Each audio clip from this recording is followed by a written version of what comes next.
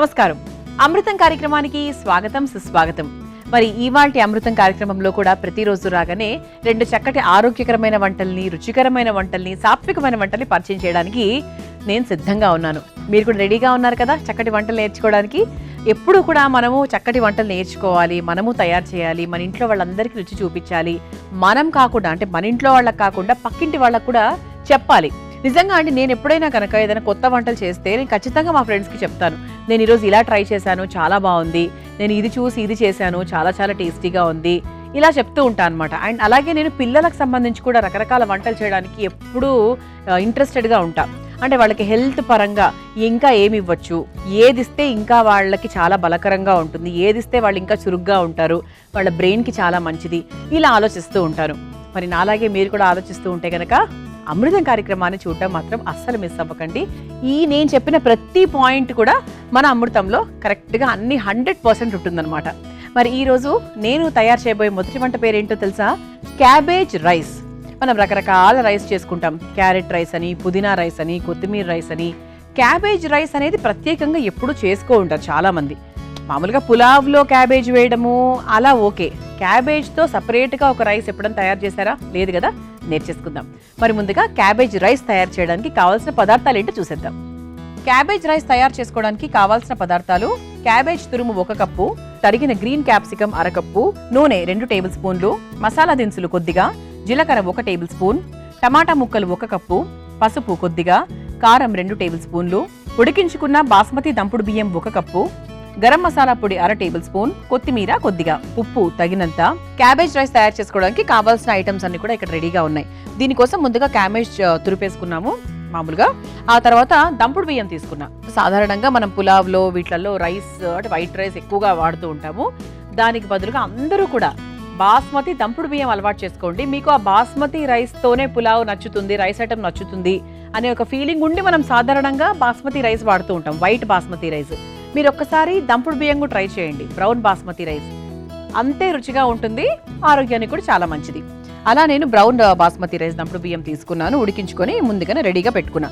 ఇలా మనకి ఇలా పొడి పొడిగా ఉడికించుకుంటే ఏంటంటే బాగుంటుంది. అంటే మనకి ఇలా పులావ్ తయారు చేసుకున్నప్పుడు, రైస్ ఐటమ్స్ తయారు చేసుకున్నప్పుడు బాగుంటుంది అనమాట. ఇక క్యాబేజ్ గురించి చెప్పాలి అంటే ముందుగా ఎవరికైనా జీర్ణ సమస్యలు ఉన్నాయి అంటే క్యాబేజ్ అధికంగా తినమని చెప్తూ ఉంటారు. ఎందుకంటే కాన్స్టిపేషన్ తగ్గిస్తుంది, మనకు డైజెషన్ని బాగా ఇంప్రూవ్ చేస్తుంది, అంటే ఎటువంటి digestion problems, stomach related problems లేకుండా చూసుకుంటుంది అనమాట.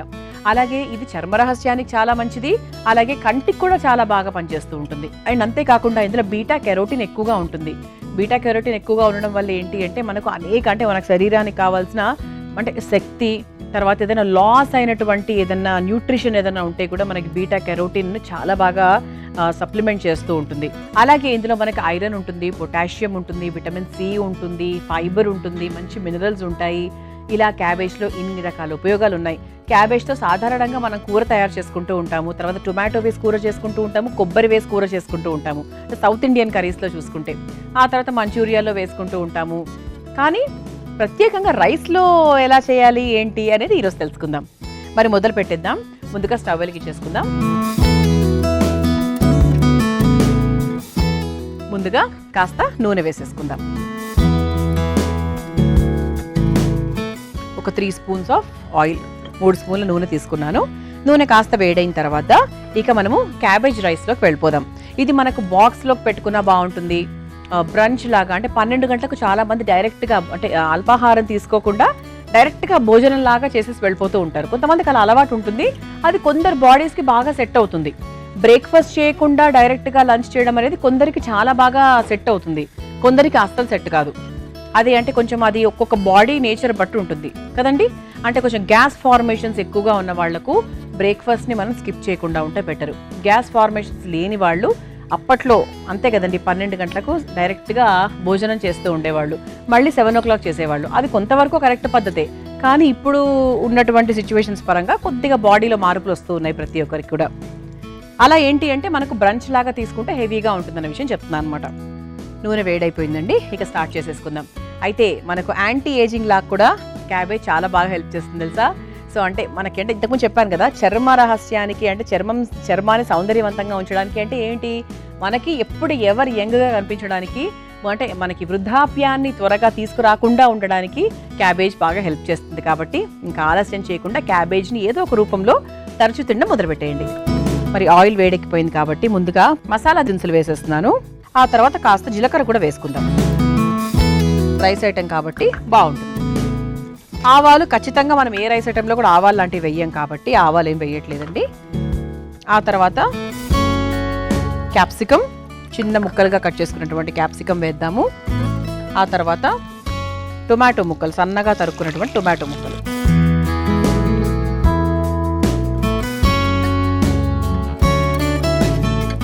ఇది ఒకసారి కలిపేసుకున్న తర్వాత కాస్త పసుపు వేసుకుందాం. అంటే ఈ రైస్ ఐటెం మీకు రంగులో ఉండకూడదు, వైట్గానే ఉండాలి అనుకున్నప్పుడు పసుపు వేసుకోనక్కర్లేదు. మీకు రంగులో ఉండాలి అనుకుంటే పసుపు వేసుకోవాలి. ఆ తర్వాత కాస్త కారం కూడా వేసుకుందాం. ఈ నూనెలో బాగా వేగుతుంది కాబట్టి కారం కూడా వేసేసుకుందాం. అంటే ఇది కొంచెం మనకు మసాలా లుక్లో ఉండేటువంటి రైసే అన్నమాట ఇది. ఇది ఒకసారి బాగా కలిపేసుకొని ఇప్పుడు క్యాబేజ్ తురుము వేసేసుకుందాం. మన ముఖ్యమైన పదార్థం క్యాబేజ్ తురుము, సన్నగా తరుక్కున్న క్యాబేజ్. ఇది ఒకసారి కలిపేసుకుందాం క్యాబేజ్లో వేసుకుని.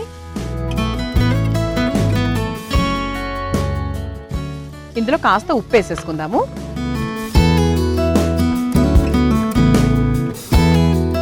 ఇది ఒకసారి కలిపేసుకుందాం.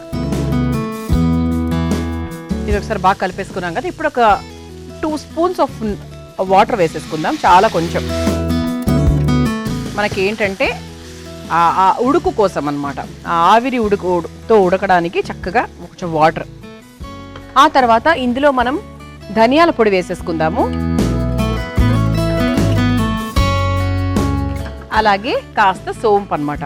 ఒకవేళ సోంపు అలవాటు లేని వాళ్ళు సోంపు వేసుకోనక్కర్లేదండి, ఎందుకంటే నాకు తెలుసు కొంతమందికి అయితే సోంపు అస్సలే ఇష్టం ఉండదు. ఈ ధనియాల పొడి ఒకసారి బాగా కలిపేసుకుందాము. ఆ తర్వాత మనం ముందుగా ఉడికించుకొని పెట్టుకున్న బాస్మతి దంపుడు బియ్యం వేసేసుకుందాం.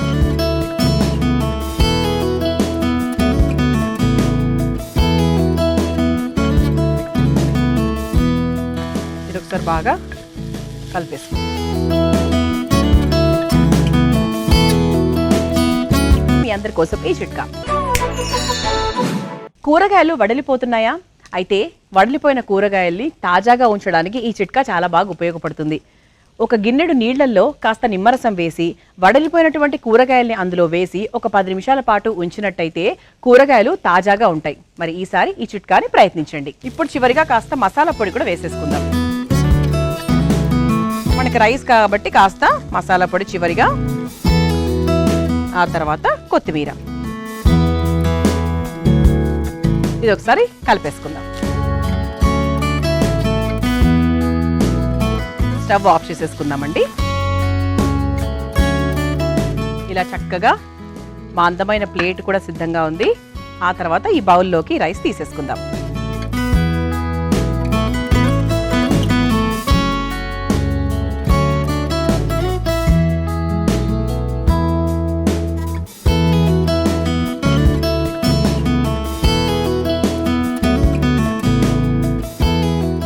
ఇలా వేడివేడిగా రుచికరంగా కాస్త కారంగా క్యాబేజ్ రైస్ రెడీ అయిపోయింది. దీన్ని మీరు తయారు చేసుకోవాలనుకుంటే కావాల్సిన పదార్థాలు, తయారు చేసుకునే విధానం మరొకసారి చూసేయండి. క్యాబేజ్ రైస్ తయారు చేసుకోవడానికి కావాల్సిన పదార్థాలు: క్యాబేజ్ తురుము 1 కప్పు, తరిగిన గ్రీన్ క్యాప్సికమ్ 1/2 కప్పు, నూనె 2 టేబుల్ స్పూన్లు, మసాలా దినుసులు కొద్దిగా, జీలకర్ర 1 టేబుల్ స్పూన్, టమాటా ముక్కలు 1 కప్పు, పసుపు కొద్దిగా, కారం 2 టేబుల్ స్పూన్లు, ఉడికించుకున్న బాస్మతి దంపుడు బియ్యం 1 కప్పు, గరం మసాలా పొడి 1/2 టేబుల్ స్పూన్, కొత్తిమీర కొద్దిగా, ఉప్పు తగినంత. క్యాబేజ్ రైస్ తయారు చేసుకునే విధానం: ముందుగా స్టవ్ వెలిగించి బాండీలో నూనె వేసి వేడైన తర్వాత అందులో మసాలా దినుసులు, కాస్త జీలకర్ర, క్యాప్సికమ్ ముక్కలు, టమాటా ముక్కలు, కొద్దిగా పసుపు, కారం, క్యాబేజ్ తురుము, సరిపడా ఉప్పు వేసుకొని కొన్ని నీళ్లు పోసుకొని బాగా మగ్గించుకోవాలి. తర్వాత ఇందులో కాస్త ధనియాల పొడి, కొంచెం సోంపు, ఉడికించుకున్నటువంటి బాస్మతి దంపుడు రైస్ కూడా వేసి బాగా కలుపుకొని చివరిగా గరం మసాలా పొడి, కాస్త కొత్తిమీర వేసి కలిపి ఒక సర్వింగ్ బౌల్లోకి తీసుకుని సర్వ్ చేసుకుంటే క్యాబేజ్ రైస్ రెడీ.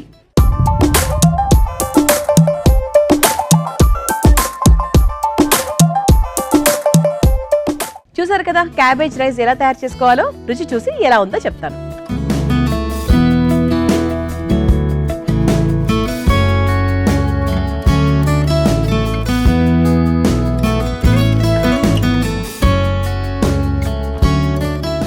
కారం కారంగా ఉందని చెప్పానా?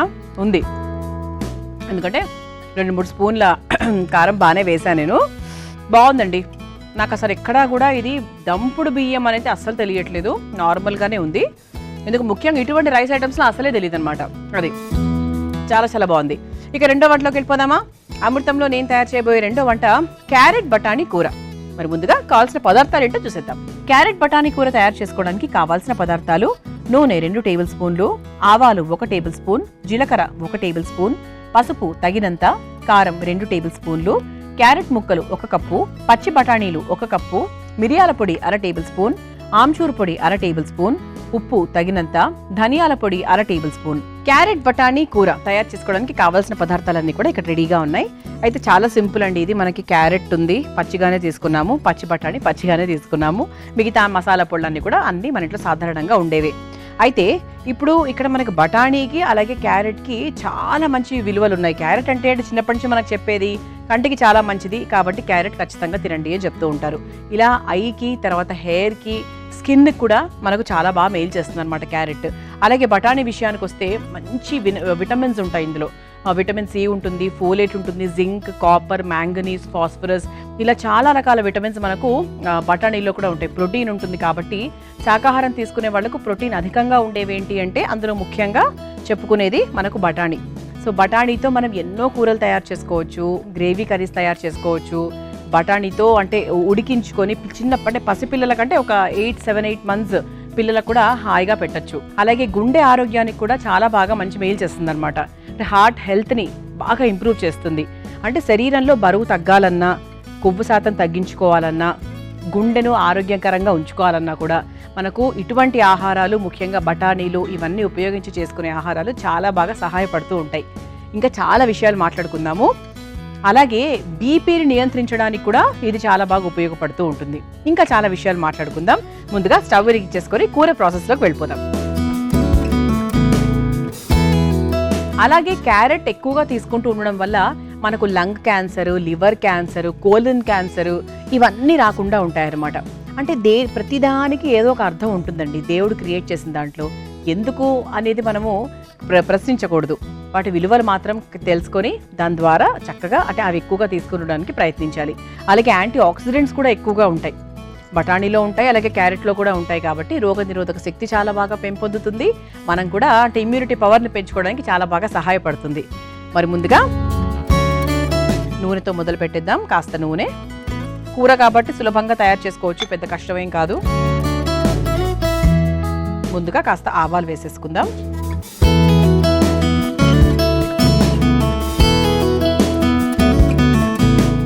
ఆ తర్వాత కాస్త జీలకర్ర, ఇది ఒకసారి కలిపేసుకున్నాక ఇందులో కాస్త పసుపు వేసుకుందాం. కూర మంచి చక్కటి రంగులో రావాలంటే కాస్త పసుపు, అలాగే కారం కూడా నేను ఎప్పుడు కూడా నూనెలోనే వేసేస్తూ ఉంటానండి. కాస్త కారం, ఇది ఒకసారి కలిపేసుకుందాం. అంటే మన కూర రంగు అనేది మనకు నూనెలో కారం వేసినప్పుడు చాలా బాగుంటుంది అనమాట. అంటే రంగు మారిపోతుంది. ఆ తర్వాత క్యారెట్ వేసేసుకుందాం. పచ్చి క్యారెటే వేస్తున్నాం మనము. ఆ తర్వాత పచ్చి బఠానీలు,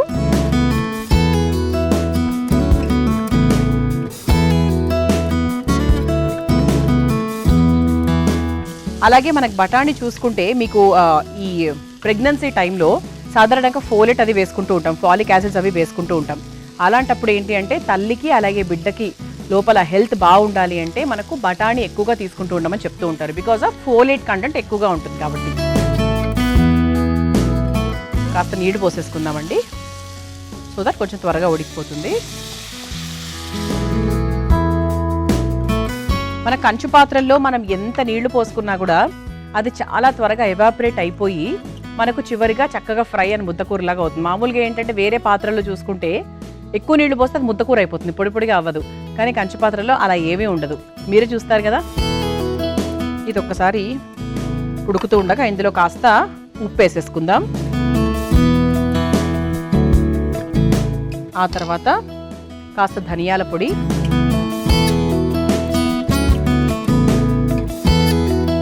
ఆ తర్వాత ఇందులో కాస్త ఆమ్చూర్ పొడి, ఆ తర్వాత చివరిగా కాస్త మిరియాల పొడి.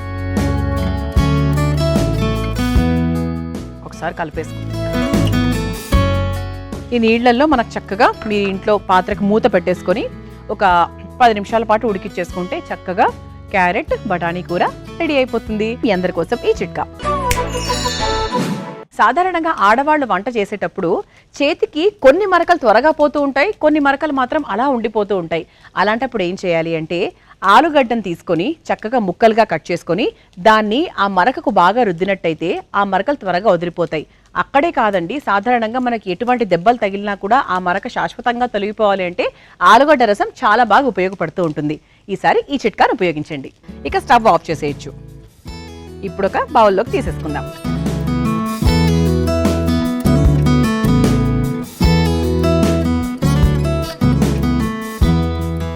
ఇది మనకు చపాతీలోకి బాగుంటుంది, పుల్కాస్కి బాగుంటుంది, జొన్న రొట్టెల్లోకి బాగుంటుంది.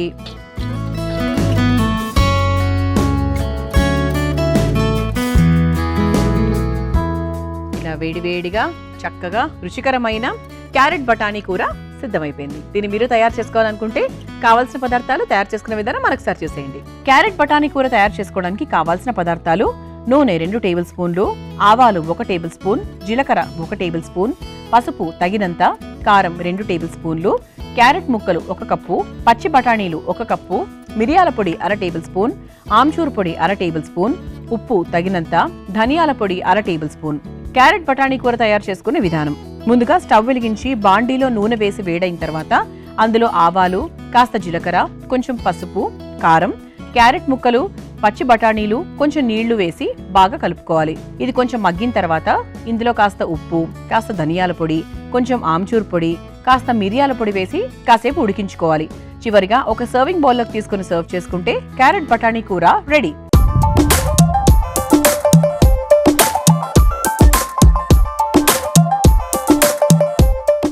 చూసారు కదా క్యారెట్ బఠానీ కూర ఎలా తయారు చేసుకోవాలో. రుచి చూసి ఎలా ఉందో చెప్తాను.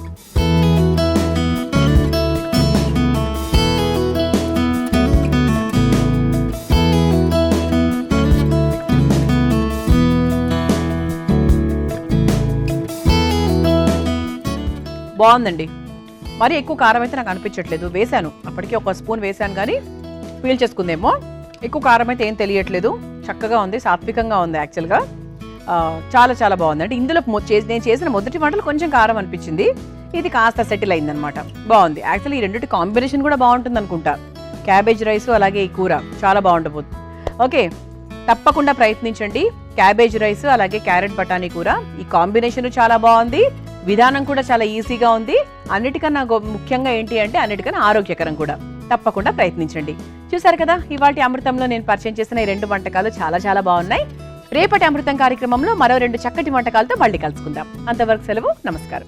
ఈ కార్యక్రమాన్ని తిరిగి చూడాలనుకుంటే www.youtube.com/ETV Life Spiritual లో చూడవచ్చు.